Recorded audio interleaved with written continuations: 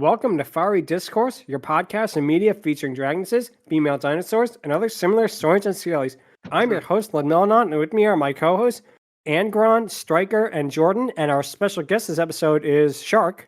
Today is our 63rd episode, and we're discussing the 2020 DC Superhero Girls episode, The Fresh Princess of Ren Faire Part 1 and Part 2. So, let's get things started. Super me becomes super we. Yeah, I know that song might be a turnoff to a lot of people, but I'm sorry, it's catchy. It was catchy. It's catchy. Definitely. So yeah, when you think of DC Comics and animation, probably the first thing most people think of is the DC animated universe with Batman the animated series, Superman the animated series, Justice League Unlimited, etc. But they've made several other... the Zeta Project, and Batman Beyond. Other good ones. To a lesser extent, Crypto the Superdog. That is true.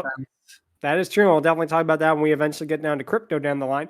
But of course, they made several other cartoons, not in that continuity, which we talked about one already, being Batman Brave and the Bold. And this cartoon, which is actually made by none other than Ren Faire, who is an animator who is perhaps best known for creating My Little Pony, Friendship is Magic.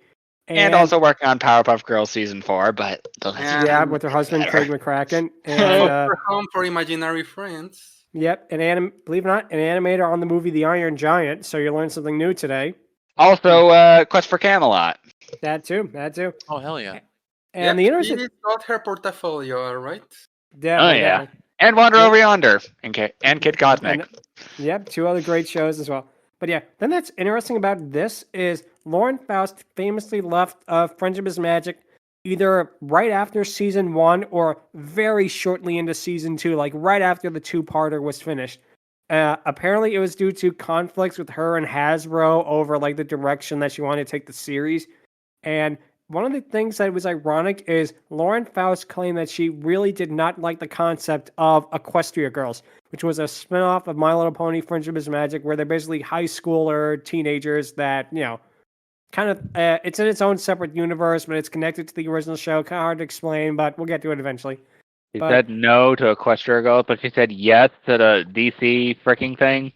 Yes, exactly. She left because she didn't want a show about girls in a high school, and what did she do next? A show about girls in a high school. It's like, except it's superheroes because loopholes. Yeah. no, exactly. I gotta go, guys. I have to review, so I gotta go. It's all good. All right, later, Jordan. Leave your reply and leave your ranking and leave your favorite DC superhero. Okay, it's all good. All right. Yeah, getting back to this, what's interesting, though, is like you said, Ren Faire basically said with the Equestria Girls, it's like she said, fine, I'll do it myself with it. And to her credit, this turned out to be a pretty decent show, all things considered. Is it as good? And heroes. Yeah. But yeah, Blackjack and hookers. Yes, if only they were in it, but that, kid show. But yeah, like I said, the thing that's interesting, though, is it definitely has a lot of influence from Friendship is Magic, and we'll talk a lot about that throughout this episode, because how could you not? And the reason we're talking about 2 parts in this episode, whereas normally we would have talked just about part 1 or just about part 2, is because both episodes are 11 minutes long, which is pretty short for actually a cartoon wanting to do a 2-parter in that, because the Friendship is Magic 2-parters are usually 22 minutes each, which is double the runtime of this, which kind of has the invert effect of making this show seem a little bit rushed at times, especially because they redo the opening sequence and closing credits twice in both episodes, but it still turned out pretty good in my opinion. Mm-hmm. Yeah, the 2 episodes I saw with this, which we're going to cover, are pretty great, but as a whole, I don't know if I'm going to be as invested as I was in MLP or, dare I say it, Lilith's Pet Shop. Because while both had Nicole Oliver, this has hashtag Zatanna, which we'll get to. We'll get to that eventually. Yep, we will get to that in a little bit. But yep, there's no better place to begin with the theme song, which, as Angron says, is pretty catchy, and it's really neat in how it shows the girls in both their civilian forms and their superhero identities, and uses a yearbook as a nice scene transition. The theme song is really short, probably only like 30 seconds, which again is due to I think television nowadays needing more commercials and stuff like that had to be cropped down a little bit. That's happened a lot. Like Yeah, Total Drama had a like 1 minute intro long, but nowadays their newest episode is like a 20-second one. Yeah, that is really a shame when that happens. Yeah. And so, the episode itself begins with a book opening as Babs, aka Batgirl, sings a medieval type of song. Now, she's voiced by Tara Strong, who, of course, previously worked in Faust, of course, as Twilight Sparkle. And on DC, funnily enough, as Harley Quinn. Yeah, she's normally known for playing Harley Quinn.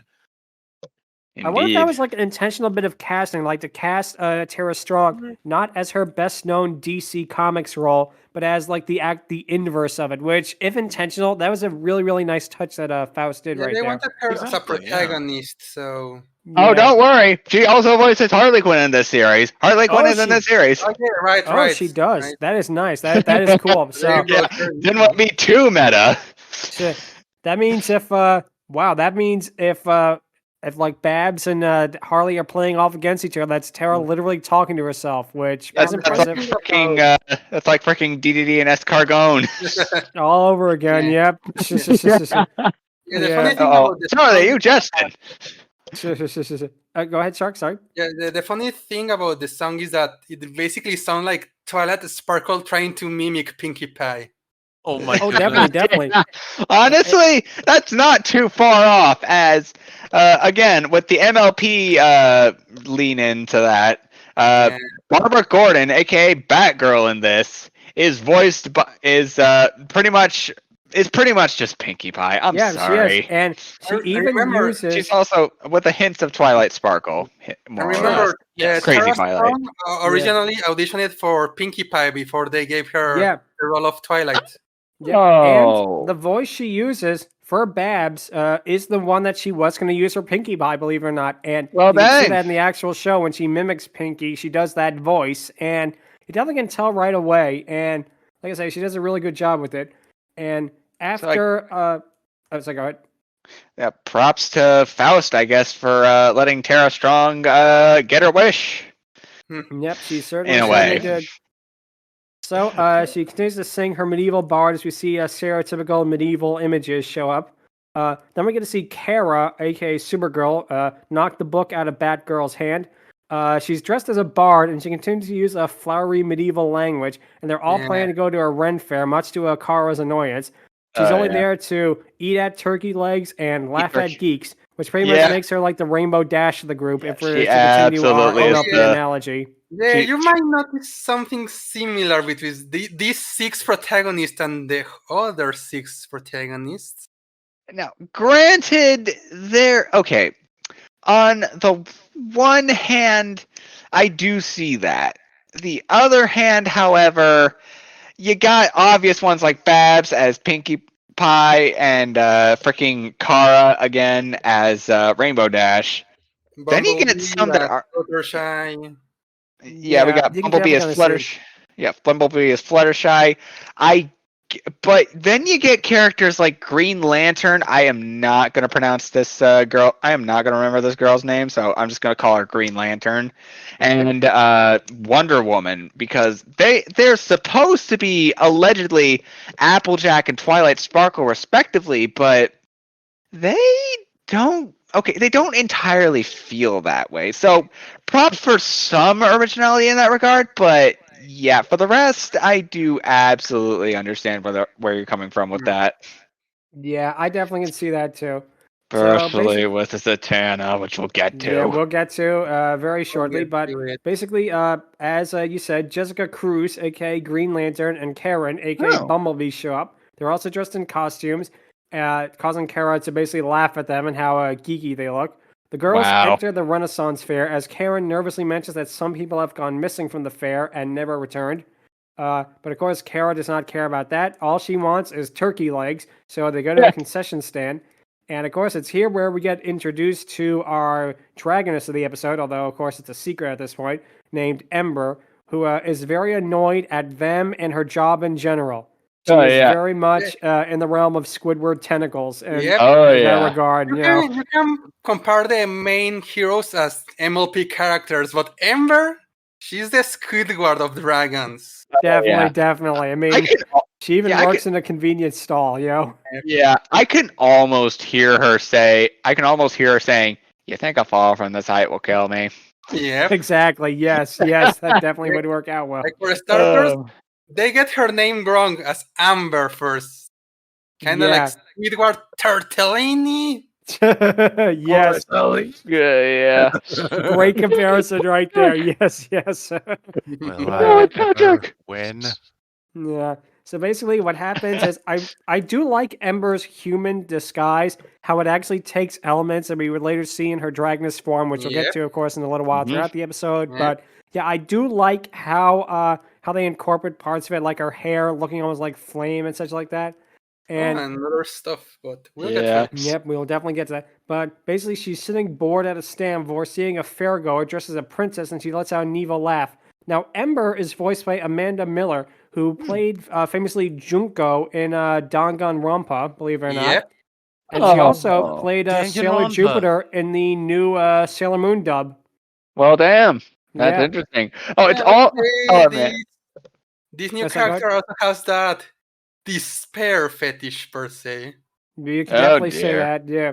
Oh gosh. And what's funny about this moment in particular, her seeing the fairgoer, is that it goes from her just literally doing her evil smile and evil finger tap sort of thing to it cutting to the fairgoer and her just popping up around the corner with that freaking expression and her hands just like Yeah, it's just exactly perfect animation right there. It's that expression a little too long, but Definitely.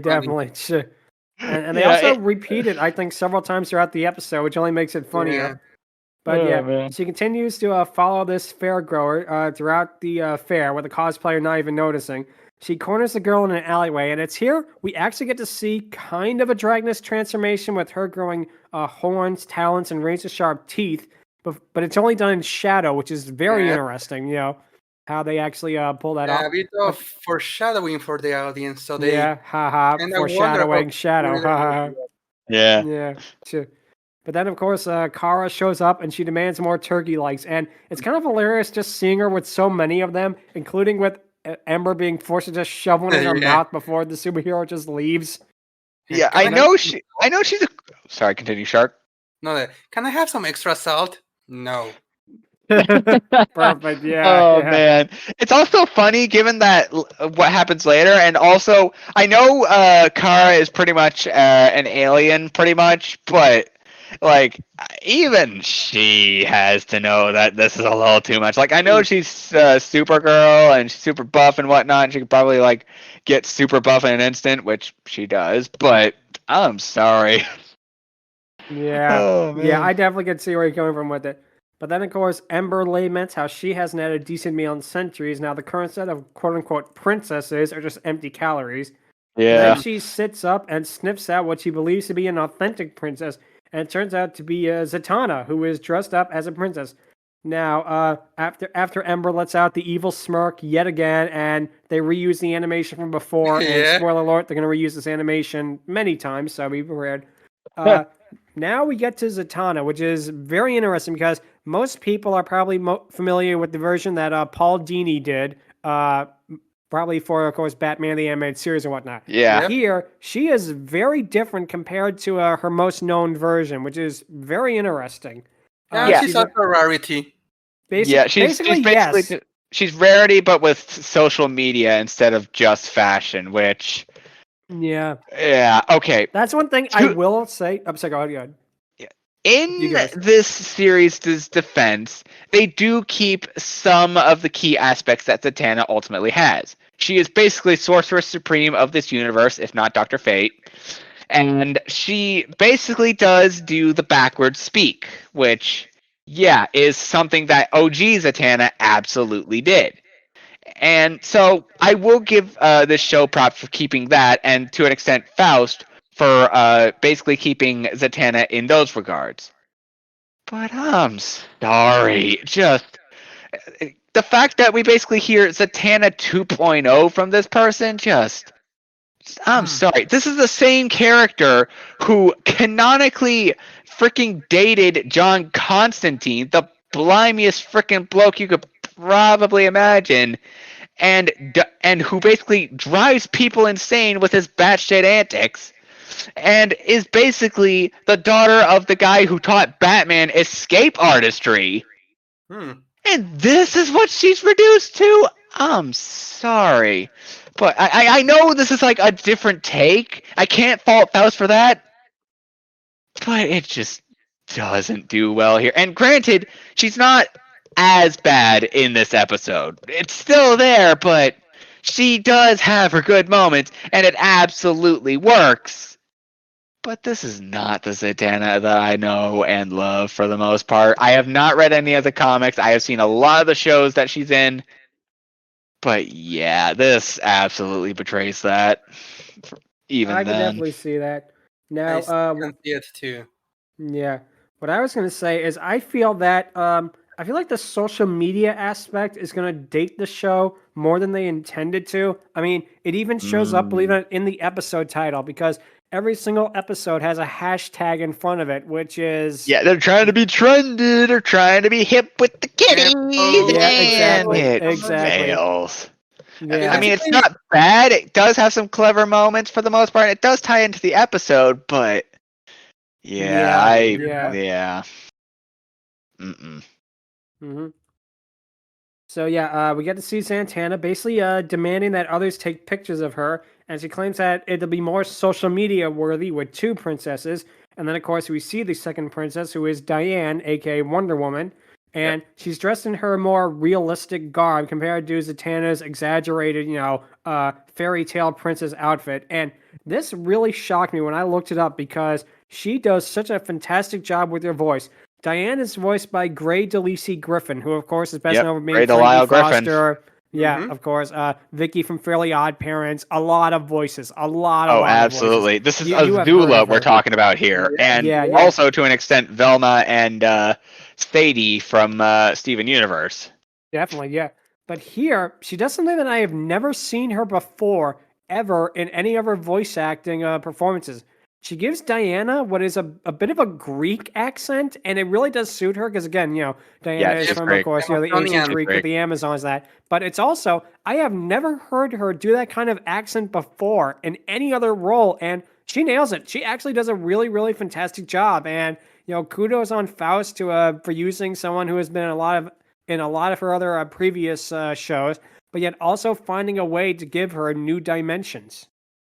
Yeah, that's pretty interesting, all things considered. So I will absolutely give I'll absolutely. Oh gosh, what was it? Oh, okay. Right. I will absolutely give Faust props for that. Yeah. Especially since it means that we basically get a character who is not really Twilight Sparkle, but kind of also feels a little bit like Princess Luna. Not gonna lie. In a way, you definitely can see that. Yeah, I can see it. Diane basically says that being a real princess relates to their birthright. It isn't just about wearing fancy outfits. Zatanna doesn't get it because the two of them argue over what a true princess's roles are. Babs tries to interrupt it with another bard-like song. And then we get a little brief montage of the girls enjoying the fair while Diane points out the various inaccuracies. And it's here where we get probably the joke that actually made me laugh the hardest with ye old snack bar, ye old ATM, ye old Wi-Fi hotspot. That's something that really... Wi-Fi hotspot. Yeah, that's pretty funny. Wi-Fi hotspots. It honestly reminds me, it honestly feels kind of reminiscent of Dave the Barbarian, which we did recently. Yeah, we did that last episode. And it does kind of share that with the whole anachronisms, and it does work out for the best in that case. Yeah, absolutely. I really love a Babs enthusiasm. It's just so fun here. And again, it really is like Pinky in a way, but it also has a little bit of a different vibe to it than Pinky would have had in a way. Absolutely. She's more grounded, yet not grounded, if that makes any sense. Yeah. I know it sounds like a paradox. Grounded yet still bombastic. She's absolutely trying to keep people happy, but not in a way where it like breaks the world or just has her be, overly annoying. It just has her being geeky, which is honestly kind of what Babs is for the most part. Exactly. That is perfectly said. So yeah, She's basically, absolutely a geek. they continue making their way through the fair, and Ember is continuously following them. Babs tries to hold a mace before falling over. Diana looks at a sword and chides it for its crude craftsmanship. She gets to work on fixing the sword while Ember looms over Zatanna, preparing to attack her. Diane then cuts a rope with the sword, which causes the tent to fall down on Ember. Oh, gosh. Yep. 2 things on that scene. One, there's a reason for that, Diana. It's called family freaking friendly. Second, that reminds me of this one scene from The Hogfather by Terry Pratchett, where it's like Death gives this kid a sword, but the parents are like, "You can't do that," and he's like, "Okay, I'll just make it wood." Oh, that is a classic right there. God bless Terry. But yeah, what happens then, of course, is the group go to a falconer attempting to perform a show, but his falcon is not cooperating with them. There's a fun little reference here. The falcon's name is Lady Hawk, which is a fantasy movie from the 80s that I believe starred Tom Cruise, if memory serves. It's either that or Legend. I always get those two mixed up, but I do know Lady Hawk was an 80s fantasy movie, and I don't remember if it's someone with Tom Cruise and Tim Curry as the devil, but if it is that one, that is a really fun movie, and it's an underrated one. Oh, man. Also, Lady Hawk could also kind of be a little nod to Hawk Girl, from also of DC fame. Definitely. Oh, it could. That's another good point. So like a double entendre. There's also the old DC Comics superhero Hawkman. Yeah, that too. Of course, Hawkman, of course. Ooh, yeah, it's also funny because, oh man, like Diane berates the guy for not having the hawk be trusting enough, and she just sends it off to like freaking go find its prey, but it mistakes Ember for that. Yeah, and that's hilarious because the Falcon continues to chase Ember while Zatanna and Diana are still talking, and it's happening in the background, and it's something that's so funny, just the way that she's running and screaming that in the background while in the Ember is suffering a slapstick that prevents her from achieving her goal. Isn't there an octopus that kinda has that thing happening to him?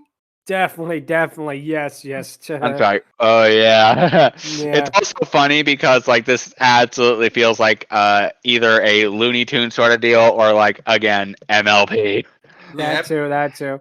Oh, so man. basically, what happens is now we then cut to the girls watching a group of men throw mud at each other while Ember continues to prepare to attack Zatanna.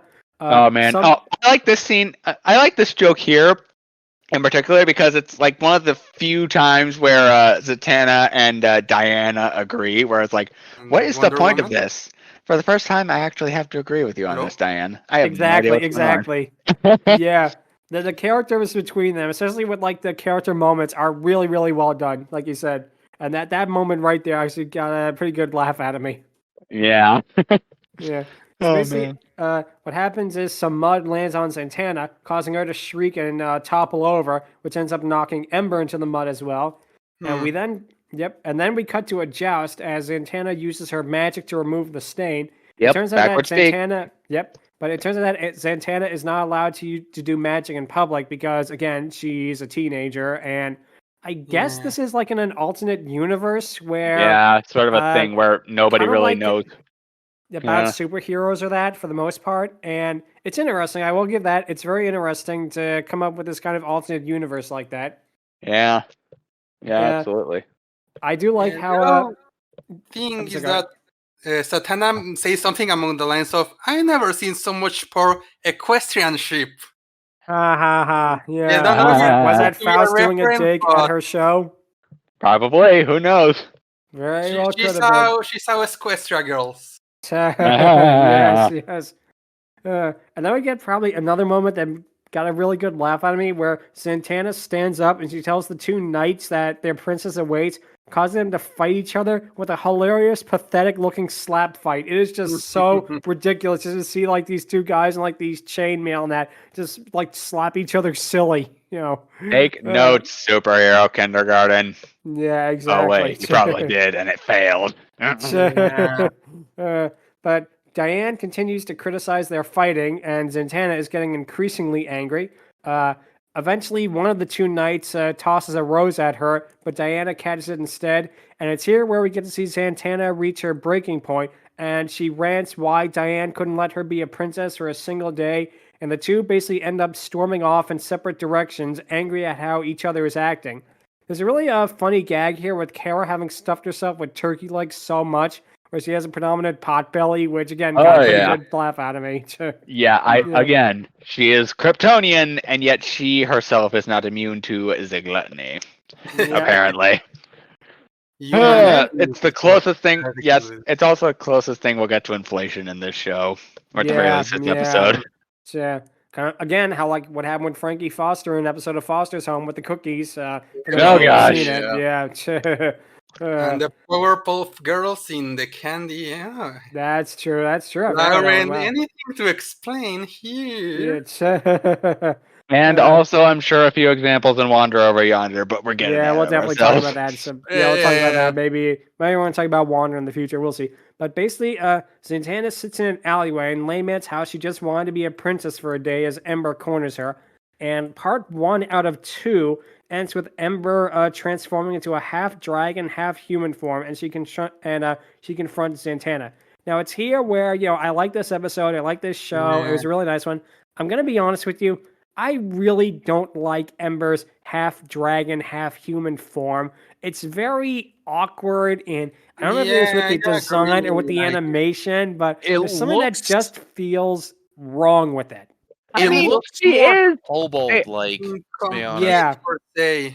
Like, she forgot a Halloween mask or something. Exactly. Yeah. It doesn't feel... The shadow transformation we see, the silhouette actually looks more dragonic. Like, it has a snout, but then you see the face, and this looks like a weird dragon imp fusion. Yeah, exactly. Great point. And that's another good point. One of our commentators said that it also reminds them of a gargoyle, and it very much does. It doesn't look very draconic at all, and it's kind of a shame because part 2, she's in this form for a lot more than she is her full dragoness form, which we'll get to in a little bit. But for me, I will say this though. It honestly works. It does have its moments where she absolutely uses it to her full advantage, and again, she is initially a dragon in disguise, so it's not like she's stuck in that form. And also, it kind of reminds me of Ashi from Samurai Jack. I can that is an interesting. That is very, very interesting. Yeah, the myth from the cows, Ember's usual design in other versions is a humanoid dragon, not a. Well, we'll see later in the episode. Yeah, we'll get to it. Yeah, we'll get to that. But like I say, this form, for some reason, for me, it really just put me off a little bit, and it might not affect her Dragoness ranking, her Dragoness Scale ranking too much, but it is a little bit of a downside to me. At least that it doesn't look very Dragoness-like. And again, what I think might have happened, they didn't have enough time to do it, or they didn't have like the right budget or something like that. They probably wanted it to be different, but the fact they had to split this what's supposed to be a 22-minute episode into like an 11-minute one, it really shows in a way. But again, kind of a shame.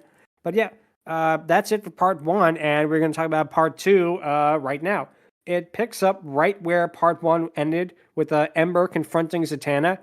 One thing that I do like, always a plus in my book, is that Ember's voice has a distorted filter on it, and when she's in her Dragoness form, which again is always a good thing, it shows how it's dragon right now, but half dragon, but still, it's always a plus when they actually do that, because it shows like a clear difference between their human disguise and their actual true form, which again, always a big plus whenever they do that, in my opinion. Yeah. Yep. So, Kara. One thing that's funny is Ember ties up Zatanna and she mocks her, and then we get to see Kara literally just walk into the scene and demands more turkey legs. Like, she doesn't even care what's going on in front of her at first. She sees like her friend being tied up by like some kind of a strange reptilian creature, and their first thought is, "Give me more turkey legs." Dragon, whatever. I want turkey legs. exactly. But basically, Ember throws mud at Kara before she unfurls her wings. We then cut to a Zatanna tied up in a tower, and Ember plans to eat her. But only for cosmic Squidward. These ones on the house. yes. And she did. She says say that. Yeah.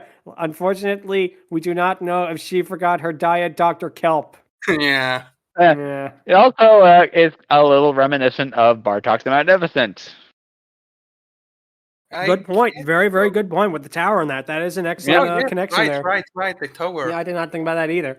So yeah, basically, the other girls show up with Kara in her Supergirl outfit, and the others still in their Ren Faire outfits. There's a good joke with Ember basically remarking, "You take your role playing way too seriously." Which kind of laugh out of me. It's also funny because here we basically got we got Jennifer Cruz as a ranger, Babs as a bard, I guess freaking Bumblebee as the fairy, aka Navi, which we'll get to. Freaking Kara as the barbarian, and Zatanna as basically the spellcaster, and later Diana as the fighter. So it's basically a D&D party. Huh. That is very, very true. Wow. We are definitely going to get to that. Wow. That is a very good point. Wow. But yeah, Ember basically shoots fire at them, which knocks force them out of the tower. And there's a good touch here that I have to admit I did kind of like. Supergirl is knocked further because it's magic. And of course, famously, all Kryptonians are very weak to magic. Which again, and kryptonite, nice touch there. Yeah, magic. Magic, yeah, Kryptonians rather. Superman will lose to Twilight Sparkle in a fight. He could. He very well. He actually could. He believe it. He actually could because Kryptonians are weak to magic canonly in the DC universe. Oh yeah, absolutely. So, yeah, it's here. We get another good reference, just like Angron said, with Bumblebee dressed as a fairy. She says to Kara, who's knocked out, she goes, "Hey, look!" Like Navi from Legend of Zelda does. That got a good smirk out of me. And also, Kara gets up as she is now coated in barbarian gear. Yeah. Which might be a reference to Hawkgirl. And one thing that just getting back to the Navi thing, not the first time that a Lauren Faust show made a reference to Navi, because in the Powerpuff Girls, there's the iconic hilarious moment where the mayor is playing Zelda. "You have killed your own fairy." "No, darn fairy." Classic. He gets hooked on playing Zelda, and they actually based it on it, like the animation, and they did a good job with that. But yeah, getting back to this, sorry for that. So I have a brief little tangent. Kara's barbarian, guys, I really wonder if it was a reference to Hawkgirl, because it did remind me of it a little bit. And she does use a maze like Hawkman and Hawkgirl do, which is very clever. I mean, if they're going out of their way to make Zelda references. Yeah, might as well reference DC as well. But meanwhile, of course, as Zatanna is struggling in Ember's grasp, which causes the Dragoness forcing her to tie her up, Kara bursts in and knocks Ember away. We get a pretty decently animated mid-air fight. Keeping in mind this was animated in probably not Flash, but something like maybe Toon Boom Harmony. And for that animation software, it looks pretty decent. It really, really does. The actual fight sequence between them. Yep. Mm-hmm. What happens is Ember knocks Kara into the jousting arena, and then she begins to fight all four of them at once. She uses her various fire abilities to nullify all of their attacks, and then she uses it to make giant snakes and giant bats, which is very interesting. And a reference to Ganondorf, which again, Zelda reference. Very clever. Stuff she does is really clever, like hitting her own body like a shield, so the arrows don't hit her own stuff. Exactly. And like Shark said earlier, Ember is a canonic DC Comics character, but she's so different from this version that you might as well consider them two completely different characters. Oh, yeah. So what happens is they continue to fight as one of the fire bats crashes into a hay bale, which ends up causing the tower's antennas in to catch fire.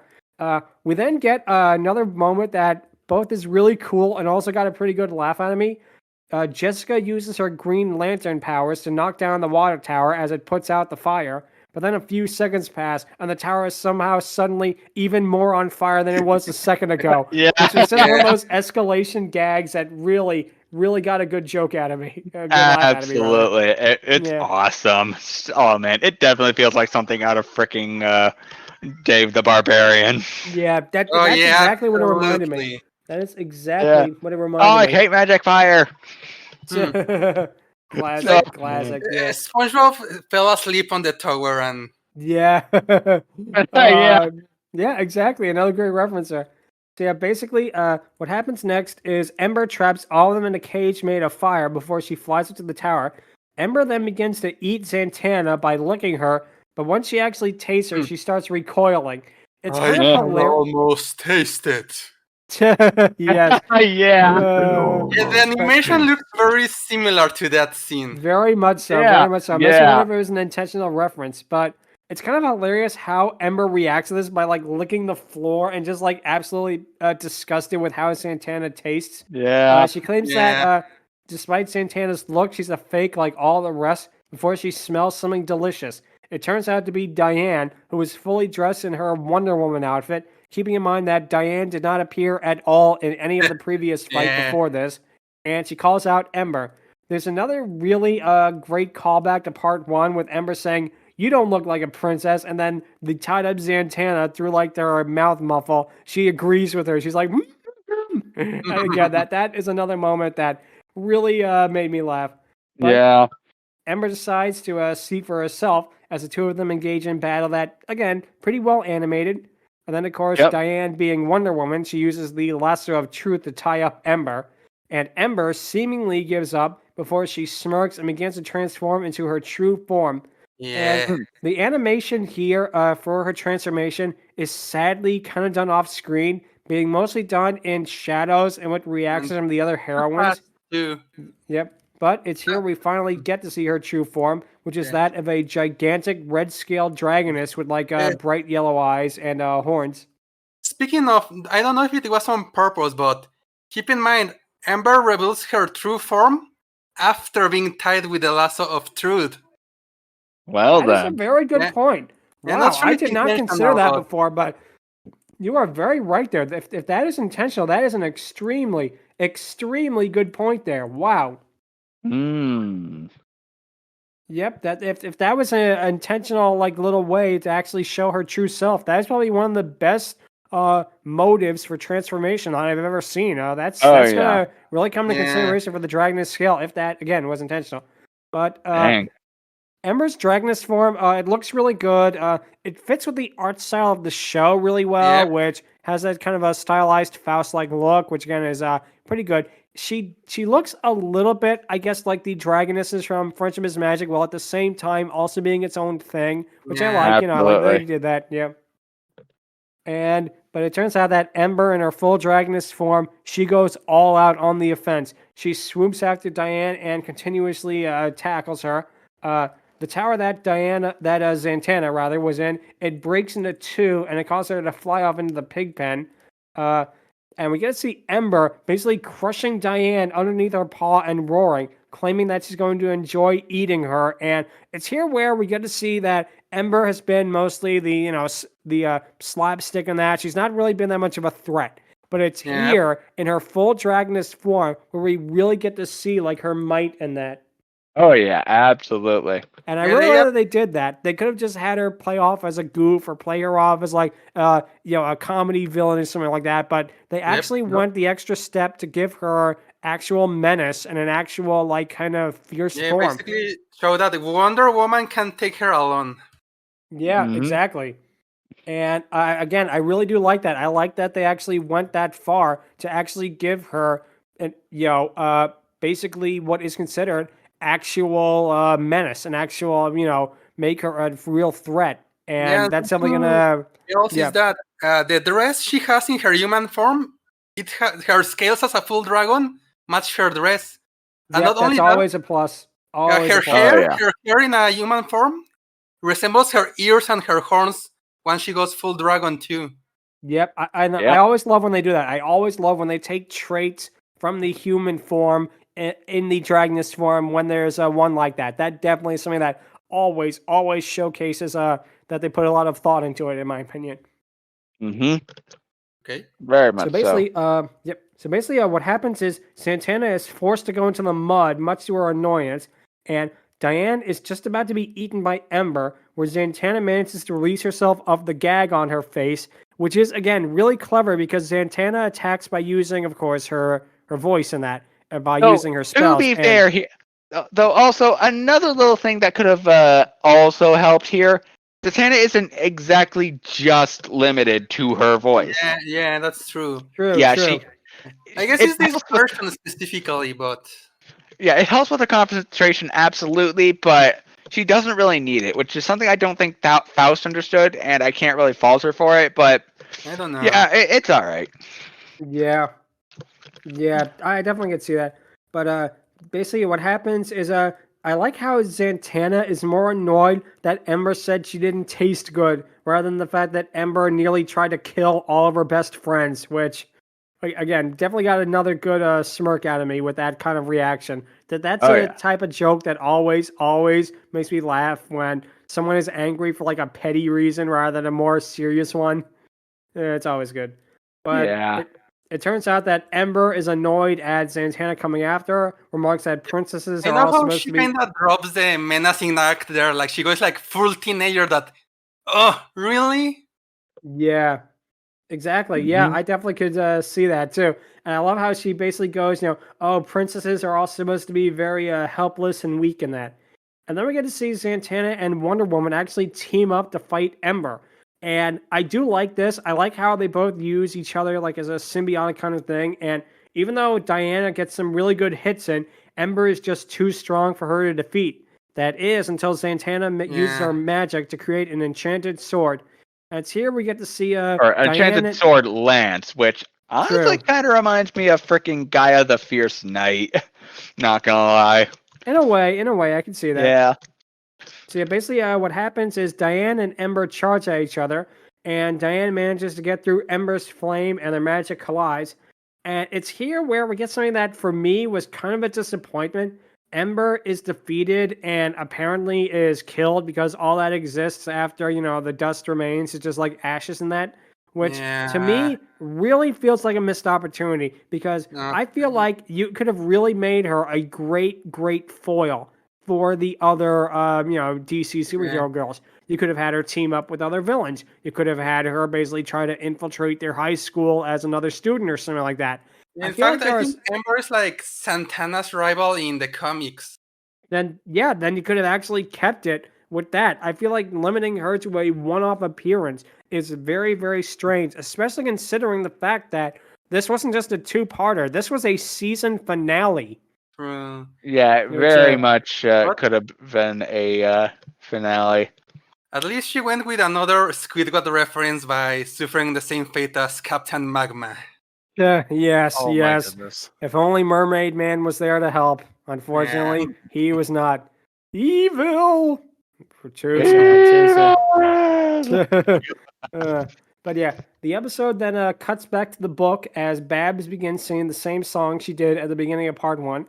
Santana claims that there's all sorts of ways to be a princess, and I do like how they subverted what I thought was the expectation that, that would be the moral of the episode and they'd all get along, but no, Diane basically shoots that down, claiming that a princess is only one with royal heritage and that just saying you're a princess doesn't mean you're actually one. And I like how, again, it is a nice little subversion because I thought probably, again, because of Friendship is Magic, that it would end with them basically learning to get along, but no, they don't. And again, that's a touch that really, really got a smirk out of me. Oh yeah, it's pretty clever, all things considered. Like, have the moral still be there, but also have it be up to for interpretation, Exactly. Yeah. So yeah, basically the episode ends with the two of them continuing to argue while Kara eats more turkey legs and Babs continues to sing. And the last shot of the episode is a really nice one. Karen looks at the medieval style book and it flips to see an illustration of the 6 of them fighting off Ember, which is a really nice touch to how they ended that episode, with a nice whole kind of bookends thing. Literal bookends in this case. Clever. Yeah. But yeah, DC Superhero Girls would last only one more season, surprisingly. I don't know why it was canceled after season 2. Maybe the ratings weren't there. Maybe they weren't selling enough toys they wanted to, which is an unfortunate reality of the cartoon landscape. And the game probably didn't help things. That too. Oh, That too. yes. And it apparently Nintendo was really pushing for that game. Yeah, I remember that. I remember that too. I completely forgot about that game, but now that you mentioned it, yeah.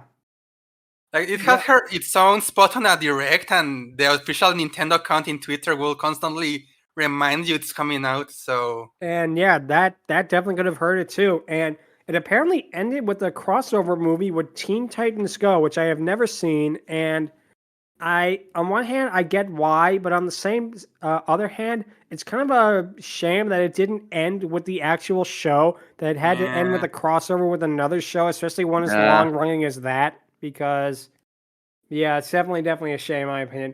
Yeah, if they did that with the Doom Patrol, which honestly is the only reason why you would ever watch Teen Titans Go, the Doom Patrol specials, I will say that that guy, I don't know. I had a thought, I lost it, but at least I got out that point. It's all good. But yeah.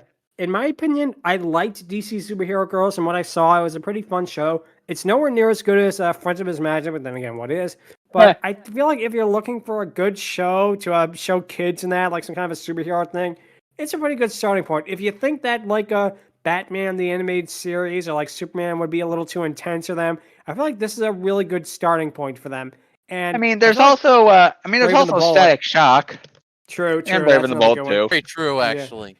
Yeah. As long as it's not Bat Wheels, which is a Batman version of Cars, which does exist, and it is very, very strange. I caught an episode of it on TV, and I was just dumbfounded, like, what is this kind of thing? Yeah, and the same vein as Super Wings and Zoomies, which, okay, on the one hand, those shows were fine. My little siblings, when they were younger, liked it. But with Batman? Really? Yeah, definitely. Yeah, I can kind of see that, why it would be such a choice. But now it is time for the question of the week, which is, what is your favorite DC character and why? And it's not just a character as a whole. It could be any version of them, any variant of them, anything like that. I have two answers from them, both of which are probably for very different reasons. My first answer is going to be the Max Fleischer era version of Superman from the famous Max Fleischer cartoons, the short films. These are some of the greatest pieces of animation you will ever see in the history of animation, basically. Yeah, I'm kind of repeating myself, but there you go. But it is just so amazing. And these shorts are all public domain, so you can find them online for like nothing. And if you haven't seen them, go see it. Like the Mechanical Monsters was an inspiration for like stuff like Castle in the Sky and things like that. And it is absolutely incredible to see how basically these shorts took this iconic character and made him iconic, because before this, Superman was only known for comic books. I would say that without the Max Fleischer Superman cartoons, Superman might not have had the amount of cultural relevance that he continues to have even to this day. And everything from animation, it really owes such a debt of gratitude to it. And the thing that's really fascinating is because you think that they would do it by rotoscoping, which was a very popular animation technique back then. But they don't. And that's the thing that is so amazing, how they get these such fluid, human-like figurines of Superman and, the various villains he fights. There's no there's no Lex Luthor in this version. Superman mostly fights gangsters, or later on he fights Nazis and Japanese because of the wartime shorts. But yeah, and dinosaurs. Yep, that's true.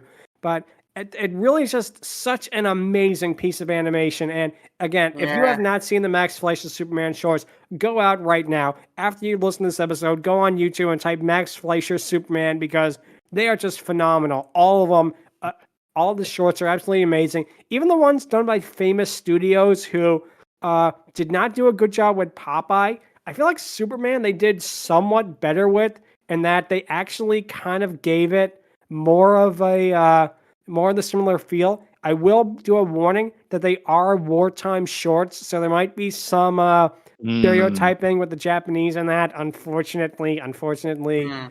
But yeah, that's the only thing I will say. But aside from that, it is very, very good, and it's certainly my favorite. I also like the riff that Doug Walker did with one of them, like the one where he's like exploring, trying to find a bomb, but he goes in disguise as a worker, and oh man, it's honestly pretty funny what he says. I think my favorite part might be where Superman punches these two two criminals, and like as he does that, he's like, "Oh, my entire skull," which is pretty accurate. Let's be fair. Nice. But yeah, my second choice is going to be one that is both similar and different in a way. Because my second choice is going to be Batman, but it's going to be Batman from the Tim Burton continuity of it. Now, Nice. I am going to say that for me personally, I do include Batman Forever and Batman and Robin, both of which I have to admit, I don't think they're bad movies at all. I feel like a lot of the hatred of those two movies are kind of overblown, and they're not as good as the first two, but they're perfectly fine movies. Even Batman and Robin has some pretty decent moments in it, if you can get past, the silliness of it. But I feel like they work because Michael Keaton as Batman is the one thing I wish they had in the sequels, because he was so good. He really embodied the character, and how he separated Bruce Wayne from Batman, how he did Bruce Wayne's internal pain and suffering and that, compared with the fact that he doesn't want to be Batman, but he has to be Batman.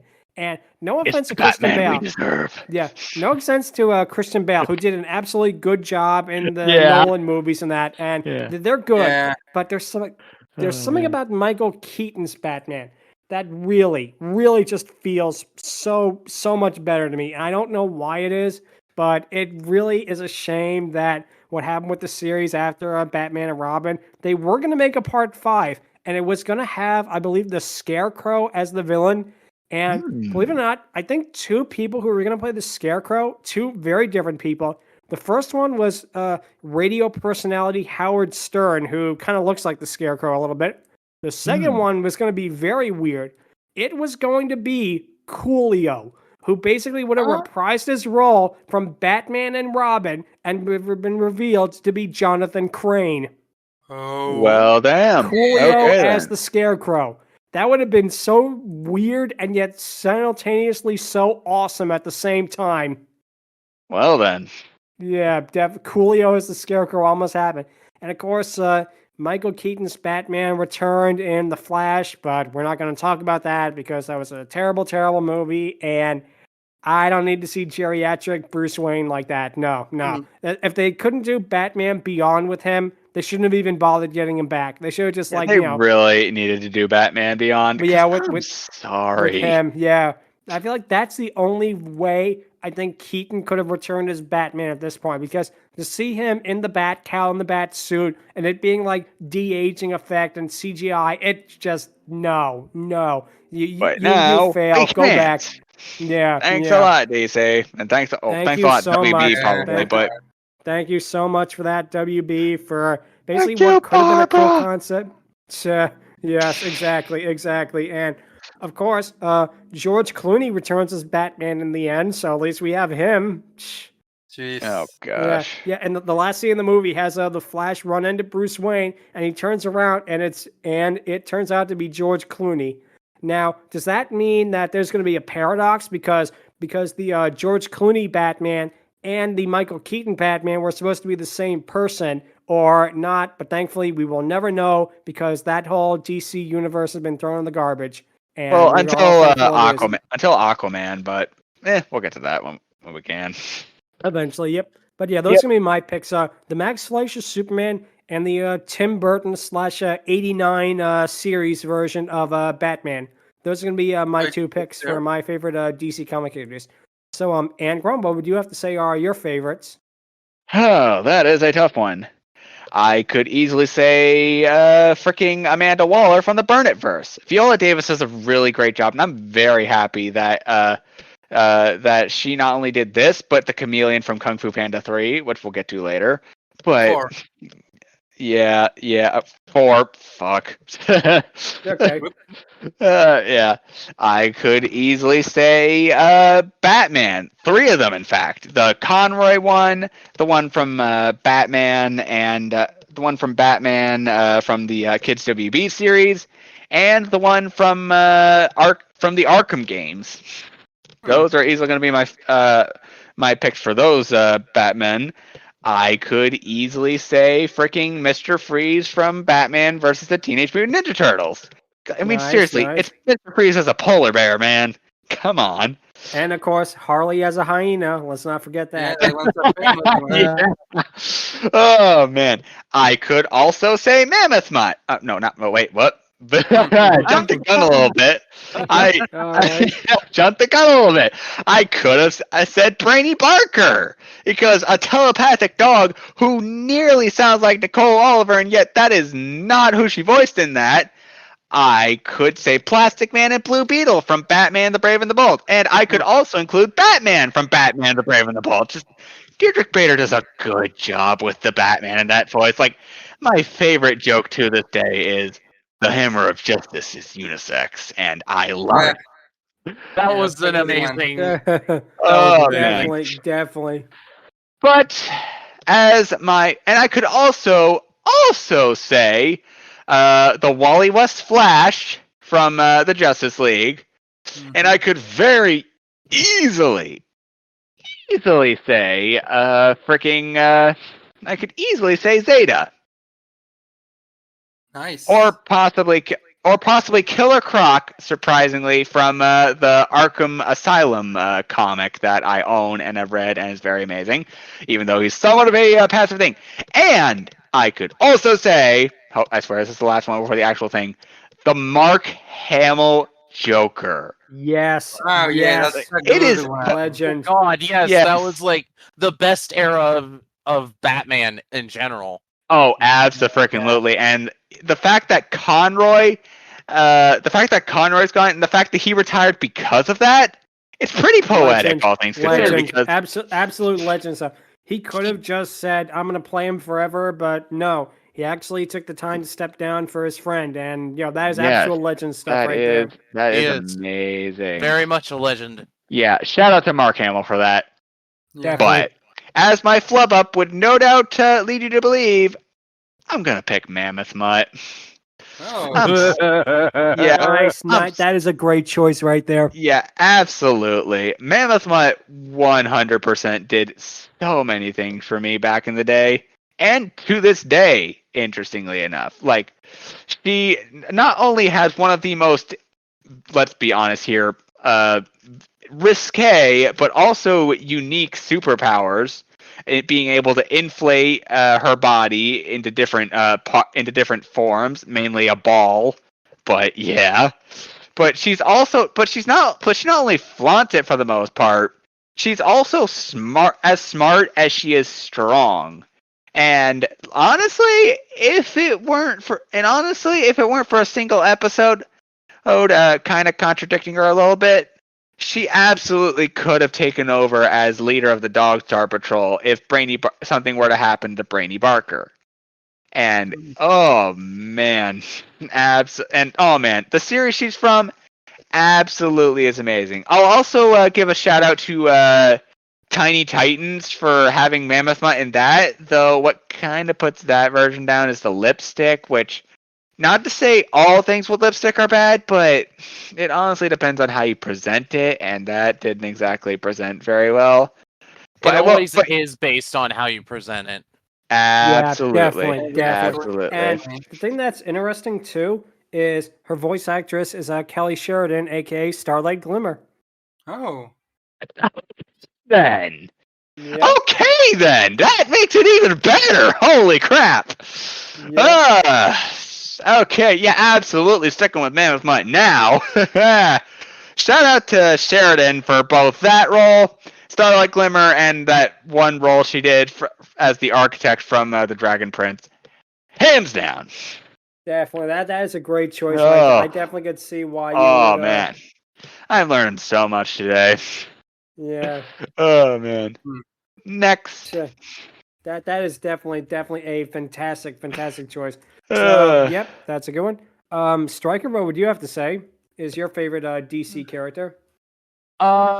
Actually, since you guys were picking multiple, I'm just gonna say both of them, and they're both ahead. from my favorite era of DC in general.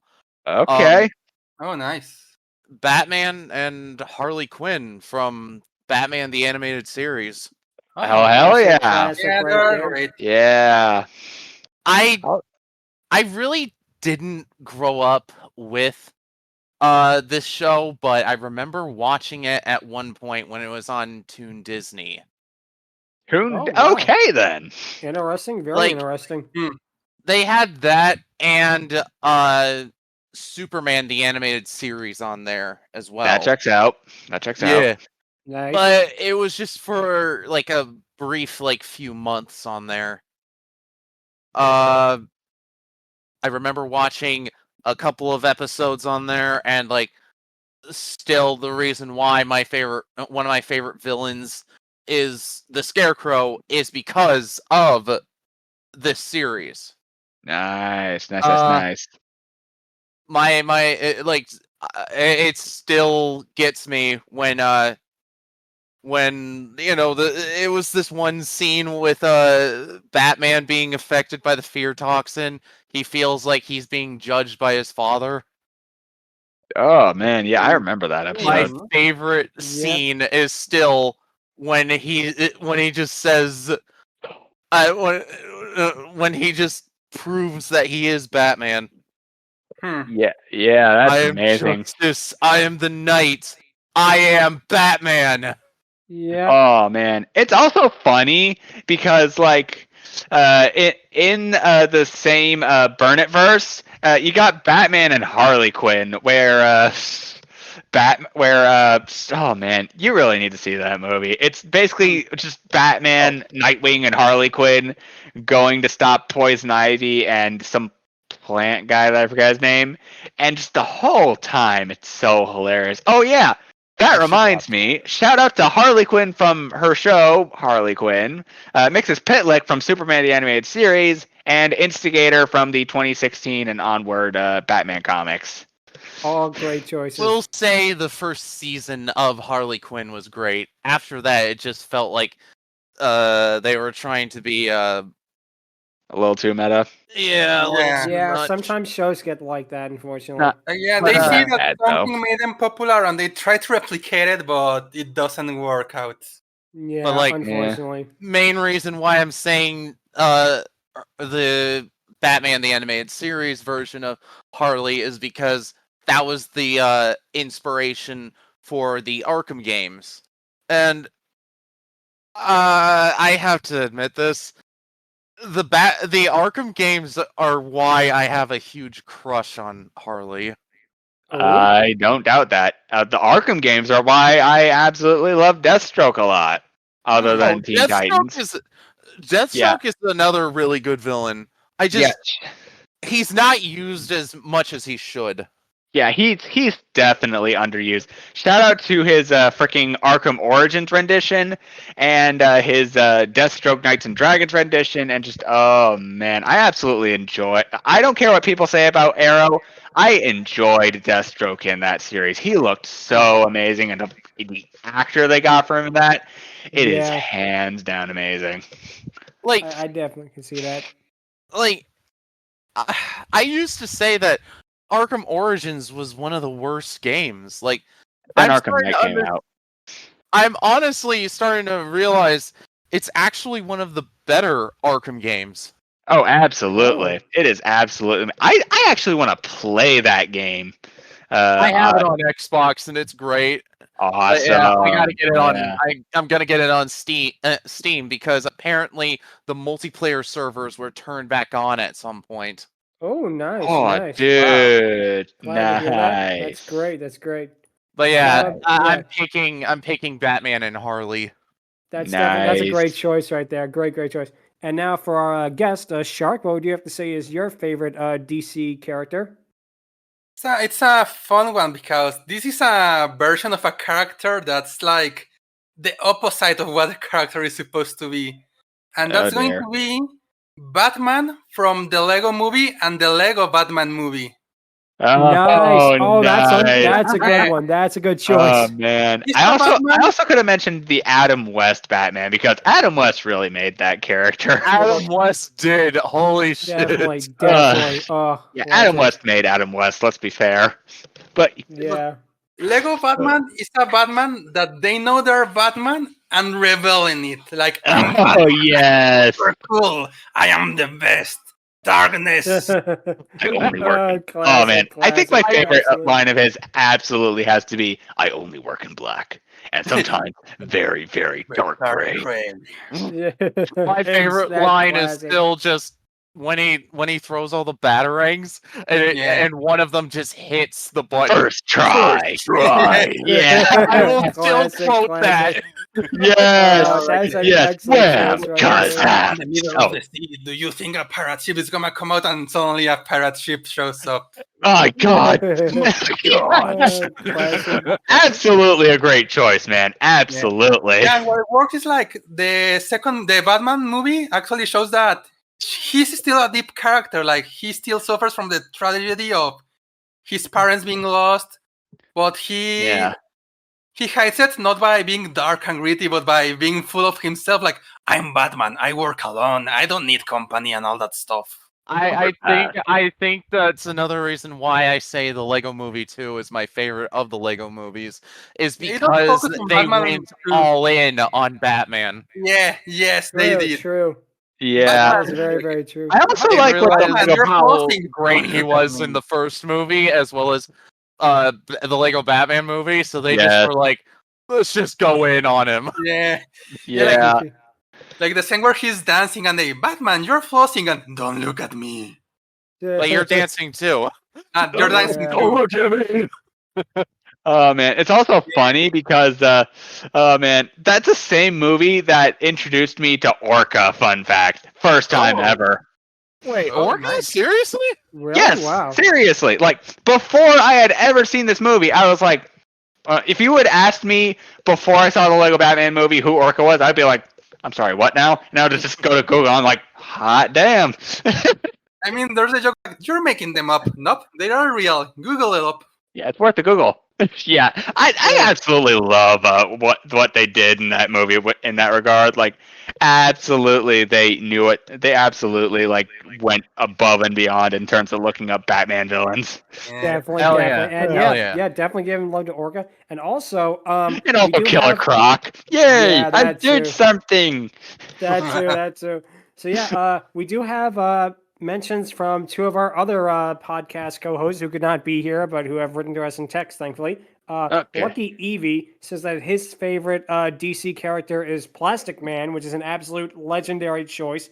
Especially because Batman Brave and the Bold gave him, I feel like, the best version that he possibly could be. And he's voiced by the great Tom Kenny there. And he does such a fantastic job as Plastic Man. He's such a fun character. And he's flawed, but in a way that makes him a cartoony character and sympathetic. Also, I love the joke that he did with the president, the election day sort of thing. Oh, the circus is in town. Perfect. I also remember recently on Twitter, one of my favorite YouTubers, Russian Badger, actually cosplayed as him recently. Nice. Awesome. I like that guy. That's cool. Shout out to Russian Badger if you're listening to this, by the way. Nice. Oh, man. Definitely, yeah. But no, that is a great choice right there. And Jordan, who was a part of this episode, she said that her favorite is Wonder Woman because she feels that she's awesome and she's a really great role model that every looks up to, and that is a very good reason. Yeah, absolutely. I love the Wonder Woman rendition that they did with Burnett first because this is controversial, but even though she's been shipped with a bunch of different people, Superman especially, I believe her and Batman are more of an ideal couple. Let's be fair here. Yeah, I can see it. I can definitely see it. burn it. Like the Justice League absolutely cemented that for me because, yeah, I can absolutely see the relationship Wonder Woman and Bruce have between each other. It's pretty funny and also kind of sweet. Nice. Yeah, I definitely say.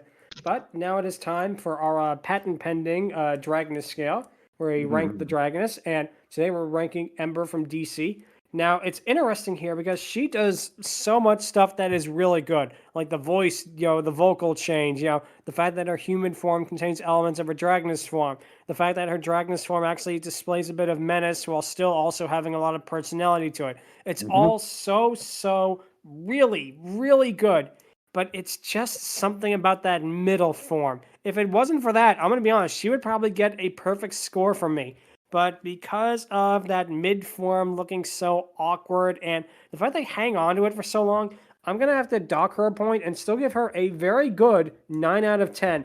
It's just, if they had her become the full Dragoness, from the midpoint, if there wasn't like that half point between like half dragon, half human, if they had her just be a full Dragoness, she would have gotten a perfect score for me because everything else about her is just absolutely perfection. But just that one tiny little thing is enough to knock it down for me. If it It's that wasn't on the screen for 1%. so It's long- that one Yeah. friggin' percent. That's all it is. That's all it is, unfortunately. But yeah, that's going to be why I have to give her, unfortunately, a 9 out of 10 rather than a perfect score. But we definitely tried, and she definitely gets one of the highest scores that a Dragoness has gotten on there. So, Yeah. Angron, what would you have to give her? Unlike our host, I did not mind the middle form all that much. Otherwise, she's pretty good in this. I absolutely loved what they did with this character. They made her a pretty imposing force, and they also kind of made her a little bit of a Looney Tunes villain. Let's be fair. And Yes. Squidward, don't forget Yeah. Squidward. That's true. Yeah, Squidward. Oh God. But I unfortunately am gonna have to say that she kind of deserved a bit more recognition than just 2 half episodes. Let's be fair. And so it's for that reason I'm also gonna give her a 9 out of 10 because if they'd gone the extra mile and given her a bit more attention, a little more so than possibly even the comics. I have not read any of them, but who knows? If they'd done that, I absolutely would have ranked her a perfect 10, hands down, because just the whole DC highs got me a little hype. But I sadly am going to have to say a 9 out of 10 as well. Not bad, absolutely great, could be better. It's like, oh man, it reminds you of Maxwell Lord from Wonder Woman 1984. Or Ember is good, but she can be better. Yeah, definitely. Yeah, perfect description of that, actually. I definitely can see that. That's a good thing. Stryker, what would you have to give her? I think I'll give her a 7 out of 10. Okay. The middle form didn't bother me. I just really enjoyed her. Same. Yeah, I can definitely see that. And Wait. also, sorry, go ahead. What ranking did you give her, Stryker? I didn't 7 hear. out of 7 out of 10. 10. Yep. Ah, okay. So now, Stark, what would you have to give her, our guest of the episode? On the same page as you, Lud. The mid form is kind of odd, but the full dragon form is like perfect. It's so amazing. It has a great design. And like you say, the fact that she wouldn't say keeps her personality, but evolves. She becomes more sadistic. She becomes more menacing. Oh, absolutely. I just like you say, I just wish there was more screen time of her as a full dragon or another episode. So yeah, almost perfect. She was almost there. So Yeah, I'm gonna go with a 9 out of 10. Okay. That's very good. Absolutely. I do agree with that. That they could have done more with her. Definitely. And as for our other co-host, LuckyEevee has decided to give Ember a 7 out of 10. And Jordan, interestingly enough, has decided to be the loner and has given her a perfect 10 out of 10. Well, damn. Really, nice. She said she really likes the character. She likes how she tries so hard to get the princesses, but is stopped by silly things. How she basically, with the parts of Wonder Woman, is what she really enjoys. And yeah, apparently she really liked her enough to give her a perfect score, which, I am certainly not opposed to. Indeed. That is a really, really great thing. So that is it. That is going to be it for this episode. If you have any questions, or if you want to suggest a remake of the SpongeBob pizza delivery episode with Ember, you can email us at fiorydiscourse@outlook.com or visit us on Twitter at twitter.com/fiorydiscourse. Next time, we'll be discussing the 1995 Biker Mice from Mars episode, Biker Knights of the Round Table. I have never heard of this show. I know absolutely nothing of it. All I know is that it apparently is one of the many shows that came out in the 90s that was a knockoff of Ninja Turtles. And we'll have to see if it's any good or if it turns out to not be so good. So, yeah, it's something going to be interesting. It's going to be my first reaction to stuff like that. And, yeah, that'll be next week. And for this week, thank you guys so much for listening, and take care. Later. Later. Adios. See you next week.